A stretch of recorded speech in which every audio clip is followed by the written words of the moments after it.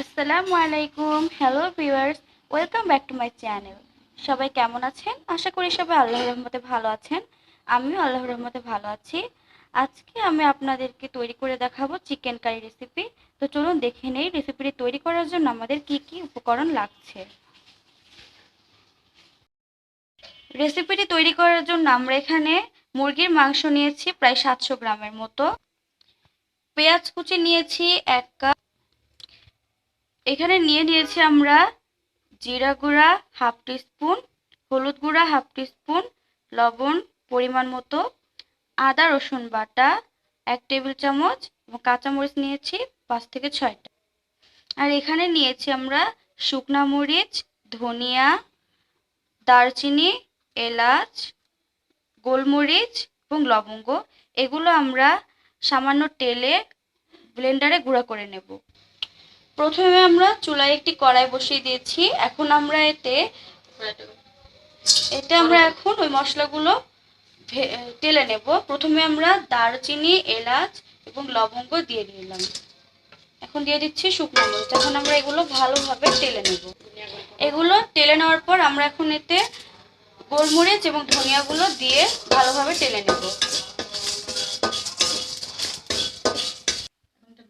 গোটা মশলাগুলো টেলে নেওয়া হয়ে গিয়েছে। এখন আমরা এটা ব্লেন্ডারে গুঁড়ো করে নেব। আপনারা চাইলে শিলপাটাতেও করতে পারেন। গোটা মশলাগুলো গুঁড়ো করা হয়ে গিয়েছে। এখন আমরা দেখে নেব রেসিপিটি কিভাবে তৈরি করব। চলুন দেখে নেওয়া যাক। রেসিপিটি তৈরি করার জন্য আমরা প্রথমেই চুলায় একটি কড়াই বসিয়ে দিয়েছি।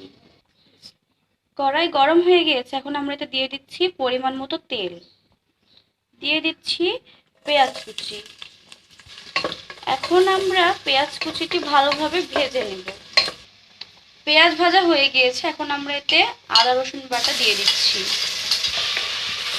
এখন একটু ভালোভাবে নেড়ে চেড়ে নিতে হবে। এখন বাকি মশলাগুলো দিয়ে দিচ্ছি সামান্য পরিমাণে পানি। এবার আমরা মশলাটি ভালোভাবে কষিয়ে নেব। এখন আমরা এতে কাঁচামরিচ দিয়ে দিচ্ছি। এবার ভালো করে নেড়ে চেড়ে মশলাটা খুব ভালোভাবে কষিয়ে নিতে হবে। মশলা কষানো হয়ে গিয়েছে। এখন আমরা এতে দিয়ে দেব মুরগির মাংস। কিছু সময় নাড়াচাড়া করে নিয়েছি। এখন আমরা এতে গোটা মশলা গুঁড়োগুলো দিয়ে দিচ্ছি। এই পর্যায়ে আমরা মাংসটি একটু ভালোভাবে কষিয়ে নিয়ে এতে পানি দিয়ে দেব। দিয়ে দিচ্ছি পানি পরিমাণ মতো। এখন একটু নেড়ে চেড়ে ঢাকনা দিয়ে ঢেকে দেব। ফিরে আসবো 30 মিনিট পর। ফিরে আসলাম 30 মিনিট পর। আমাদের রান্নাটা হয়ে গিয়েছে। এখন আমরা এটা সামান্য নেড়ে নামিয়ে নেব। তৈরি হয়ে গেল সুস্বাদু চিকেন কারি রেসিপিটি ভালো লাগলে বাসায় অবশ্যই ট্রাই করবেন এবং কমেন্ট করে জানাবেন এবং লাইক করবেন, শেয়ার করবেন। আমাদের চ্যানেলটা অবশ্যই সাবস্ক্রাইব করবেন। সবাই ভালো থাকবেন। আল্লাহ হাফেজ।